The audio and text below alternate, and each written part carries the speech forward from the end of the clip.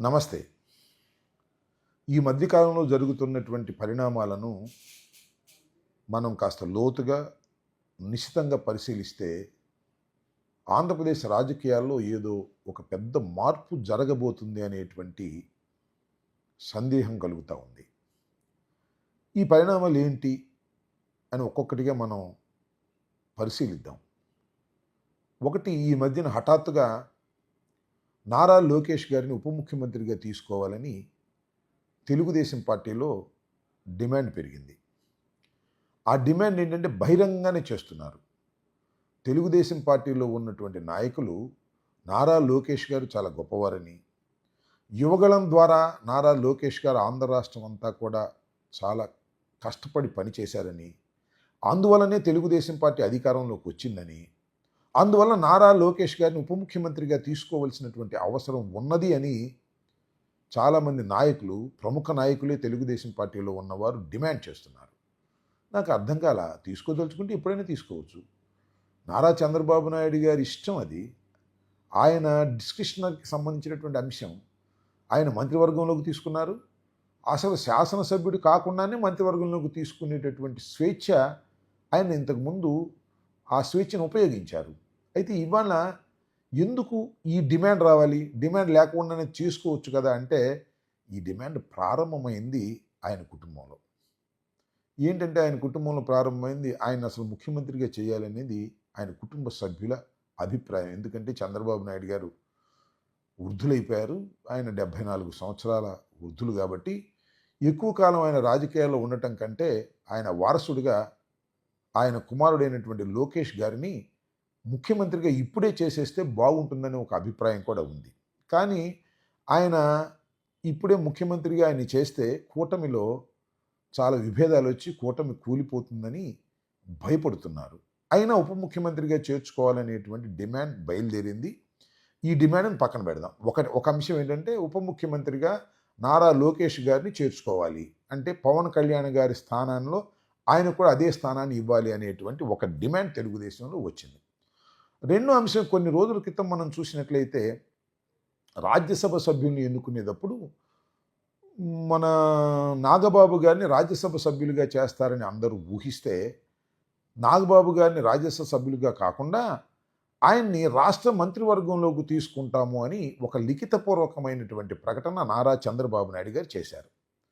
సరే, చేయగానే నెక్స్ట్ ఏదో మంత్రివర్గ విస్తరణ ఉంటుంది, ఎలాగూ ఒక సభ్యులు ఖాళీగా ఉన్నారు కాబట్టి నాగబాబు గారిని మంత్రివర్గంలోకి తీసుకుంటారని, తీసుకోవడంతో పాటు శాఖను కూడా ఫలాన్ని కేటాయించబోతున్నారని చాలా విపరీతమైన ప్రచారం జరిగింది. చివరికి ఆ ప్రచారం తర్వాత చాలా క్లియర్గా మన పవన్ కళ్యాణ్ గారు చెప్పారు, ఎమ్మెల్సీగా అయిన తరువాత మాత్రమే ఆయన్ని మంత్రివర్గంలోకి తీసుకుంటారు, తీసుకోవటం మాత్రం ఖాయము అని. అంటే పవన్ కళ్యాణ్ గారు ఉప ముఖ్యమంత్రిగాను, ఆయన మంత్రిగాను కొనసాగుతారా అనేది ఇక్కడ ప్రశ్న. అంటే ఆయన మంత్రివర్గంలోకి తీసుకొని నారా లోకేష్ గారిని ఉప ముఖ్యమంత్రిగా చేసి పవన్ కళ్యాణ్ గారిని కేంద్ర క్యాబినెట్లోకి తీసుకుంటారనేటువంటి ప్రచారం కూడా ఒకటి విస్తృతంగా సాగుతూ ఉన్నది. కొంతమంది ఏమంటారంటే, లేదండి, పవన్ కళ్యాణ్ గారు రాష్ట్ర రాజకీయాల్లోనే ఉంటారు, పవన్ కళ్యాణ్ గారు అన్నగారైనటువంటి చిరంజీవి గారిని కేంద్ర మంత్రివర్గంలోకి తీసుకుంటారు అనేటువంటి మాట కూడా ఇవాళ మనకి వినిపిస్తూ ఉంది. ఎందుకంటే మొన్న సంక్రాంతి సందర్భంగా కిషన్ రెడ్డి గారి ఇంటికాడ సంక్రాంతి సంబరాలు జరిగితే ప్రధానమంత్రి గారితో పాటు మన చిరంజీవి గారు కూడా వెళ్ళి పాల్గొవటం వలన ఈ ప్రచారాన్ని కొద్దిగా బలం పుంజుకుంది. అయితే నేనైతే అనుకుంటున్నాను, చిరంజీవి గారు మళ్ళీ తిరిగి రాజకీయాల్లోకి వస్తారని మాత్రం నేను భావించడం లేదు. అయితే మరి పవన్ కళ్యాణ్ గారు కేంద్ర రాజకీయాల్లోకి వెళ్తారా? ఇది ఒక ప్రశ్న. మొత్తంగా చూస్తే ఏమనిపిస్తుంది, ఇవాళ పవన్ కళ్యాణ్ గారి సోదరుడైనటువంటి నాగబాబు గారు క్యాబినెట్లోకి రావటం, 2 బెర్తులు ఒకే కుటుంబానికి ఇవ్వటం, అలాగే చంద్రబాబు నాయుడు గారు అదేవిధంగా నారా లోకేష్ గారు కూడా మంత్రివర్గంలో ఉండటం, ఇది సాధ్యపడుతుందా అనే అంశాలను ఇక్కడ మనం పరిశీలించవలసినటువంటి అవసరం ఉంటుంది. నారా లోకేష్ గారు అయితే తప్పనిసరిగా మంత్రివర్గంలో ఉన్నారు కాబట్టి ఉప ముఖ్యమంత్రి just it is a promotion. పైగా ఉప ముఖ్యమంత్రికి పెద్ద విలువేమీ లేదనే మాట నేను చెప్పినటువంటి మాట కాదు. ఇది రాధాకృష్ణ గారు ఆంధ్రజ్యోతి అధిపతులు వారే చాలా స్పష్టంగా చెప్పారు, రాజ్యాంగపరమైన పదవి కాదు అని. నిజంగా కూడా అది రాజ్యాంగ పరమైన పదవి కాదు. మేము వైఎస్ఆర్ కాంగ్రెస్ పార్టీ అధికారంలో ఉన్నప్పుడు 5గురు ఉప ముఖ్యమంత్రులు ఉన్నారు. కాకపోతే 2 ఉప ముఖ్యమంత్రులు ఉంటే తప్పేమిటి అనేటువంటి వాదన కూడా వినిపిస్తుంది. కానీ ఇక్కడ గమనించాల్సింది ఏంటంటే, నారా లోకేష్ గారు కూడా ఉప ముఖ్యమంత్రిగా తీసుకుంటే, నారా లోకేష్ గారికి, పవన్ కళ్యాణ్ గారికి పెద్ద తేడా ఏమీ లేదు. ఇద్దరూ సమానం అనే భావనని జనసేన కార్యకర్తలు ఎంతవరకు భరిస్తారనేది ఇక్కడ ప్రశ్నగా మిగులుతుంది. మొన్న మేము చూసాం, మీరు కూడా చూశారు.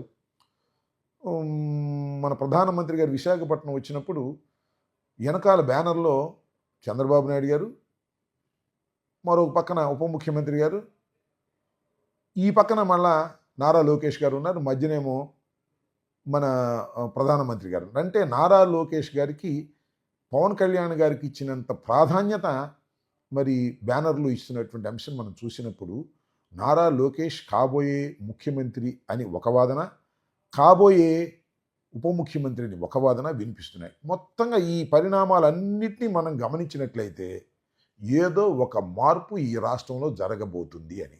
ఏం మార్పు అది? కేంద్రంలోకి పవన్ కళ్యాణ్ తీసుకుంటారా? కేంద్రంలోకి చిరంజీవి గారిని తీసుకుంటారా? నాగబాబు గారిని ఇక్కడ తీసుకుని పవన్ కళ్యాణ్ గారు కూడా ఇక్కడ కొనసాగుతారా? ఇవన్నీ చాలా ప్రశ్నలు. ఈ ప్రశ్నలకు సమాధానం రాబోయే కాలం నిర్ణయిస్తుందని నేను అనుకున్న. చాలా షార్ట్ టర్మ్లోనే ఈ విషయాలన్నీ బయటికి వచ్చేటువంటి అవకాశం ఉంది. ఏది ఏమైనా చంద్రబాబు నాయుడు గారు వేసిన ప్లాను అంత తొందరగా అర్థం కాదు, నిదానంగా అర్థమవుతుంది. ఏది ఏమైనా ఒకటి మాత్రం సత్యం, ఈ రాష్ట్రంలో ఏదో ఒక పెద్ద మార్పు జరగబోతుంది. ఆ మార్పు లోకేష్ గారికి అనుకూలంగా జరగబోతుంది. లోకేష్ గారు భావి నాయకుడుగా తీర్చిదిద్దేటటువంటి కార్యక్రమం చేస్తున్నారు. అవసరమైతే లోకేష్ గారిని ఈ టైంలోనే, ఈ టర్మ్లోనే ముఖ్యమంత్రిగా చేయాలని అనుకుంటున్నారు వారి కుటుంబ సభ్యులు. కానీ ఇప్పుడు ముఖ్యమంత్రిగా ఆయన్ని చేస్తే పవన్ కళ్యాణ్ గారు ఉప ముఖ్యమంత్రిగా ఉండటం అనేది హాస్యాస్పదంగా ఉంటుంది. జనసేన కార్యకర్తలు దాన్ని అంగీకరించరు, ముఖ్యంగా కాపులు అసలు అంగీకరించరు. కాబట్టి కొద్దిగా తిరకాసులో పడి ఈ వ్యవహారం అంతా నలుపుతూ ఉన్నారు. చివరకు ఏ రూపం తీసుకుంటుందో రాబోయే కాలంలో మనం చూద్దామని నేను భావిస్తున్నాను. చాలా పెద్ద తెలివితేటలతో చంద్రబాబు నాయుడు గారు ఆడుతున్నటువంటి ఈ నాటకంలో ఖచ్చితంగా చంద్రబాబు నాయుడు గారు విజయవంతం అవుతారని మాత్రం నేను అనుకోవడం లేదు. తప్పనిసరిగా చంద్రబాబు నాయుడు గారు ఫెయిల్ అవుతారు. కొడుకు కోసం చివరికి రాష్ట్రాన్ని బలి చేసేటటువంటి పరిస్థితికి చంద్రబాబు నాయుడు గారు వెళ్ళబోతున్నారని నేను ఈ సందర్భంగా భావిస్తున్నాను. రాబోయే కాలంలో అన్ని వాస్తవాలు తెలుస్తాయి. దీన్ని గుర్తుపెట్టుకోమని మీ అందరికీ కూడా నేను సవినయంగా మనవి చేస్తున్నాను. ధన్యవాదాలు. నమస్తే. ఈ మధ్యకాలంలో జరుగుతున్నటువంటి పరిణామాలను మనం కాస్త లోతుగా నిశితంగా పరిశీలిస్తే ఆంధ్రప్రదేశ్ రాజకీయాల్లో ఏదో ఒక పెద్ద మార్పు జరగబోతుంది అనేటువంటి సందేహం కలుగుతూ ఉంది. ఈ పరిణామాలు ఏంటి అని ఒక్కొక్కటిగా మనం పరిశీలిద్దాం. ఒకటి, ఈ మధ్యన హఠాత్తుగా నారా లోకేష్ గారిని ఉప ముఖ్యమంత్రిగా తీసుకోవాలని తెలుగుదేశం పార్టీలో డిమాండ్ పెరిగింది. ఆ డిమాండ్ ఏంటంటే బహిరంగంగానే చేస్తున్నారు. తెలుగుదేశం పార్టీలో ఉన్నటువంటి నాయకులు నారా లోకేష్ గారు చాలా గొప్పవారని, యువగళం ద్వారా నారా లోకేష్ గారు ఆంధ్ర రాష్ట్రం అంతా కూడా చాలా కష్టపడి పనిచేశారని, అందువల్లనే తెలుగుదేశం పార్టీ అధికారంలోకి వచ్చిందని, అందువల్ల నారా లోకేష్ గారిని ఉప ముఖ్యమంత్రిగా తీసుకోవాల్సినటువంటి అవసరం ఉన్నది అని చాలామంది నాయకులు, ప్రముఖ నాయకులే తెలుగుదేశం పార్టీలో ఉన్నవారు డిమాండ్ చేస్తున్నారు. నాకు అర్థం కాల. తీసుకోదలుచుకుంటే ఎప్పుడైనా తీసుకోవచ్చు. నారా చంద్రబాబు నాయుడు గారి ఇష్టం అది.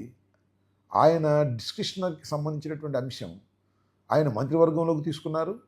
అసలు శాసనసభ్యుడు కాకుండానే మంత్రివర్గంలోకి తీసుకునేటటువంటి స్వేచ్ఛ ఆయన ఇంతకుముందు ఆ స్వేచ్ఛను ఉపయోగించారు.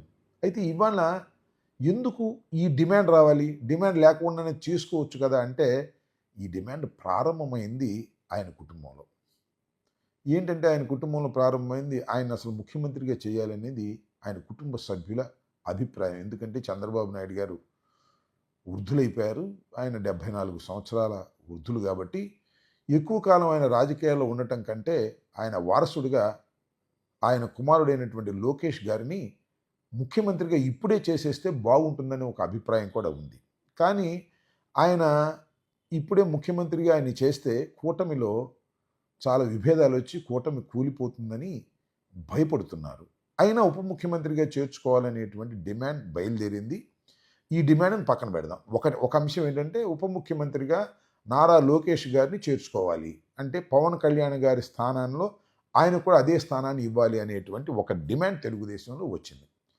రెండో అంశం, కొన్ని రోజుల క్రితం మనం చూసినట్లయితే రాజ్యసభ సభ్యుల్ని ఎన్నుకునేటప్పుడు మన నాగబాబు గారిని రాజ్యసభ సభ్యులుగా చేస్తారని అందరూ ఊహిస్తే, నాగబాబు గారిని రాజ్యసభ సభ్యులుగా కాకుండా ఆయన్ని రాష్ట్ర మంత్రివర్గంలోకి తీసుకుంటాము అని ఒక లిఖితపూర్వకమైనటువంటి ప్రకటన నారా చంద్రబాబు నాయుడు గారు చేశారు.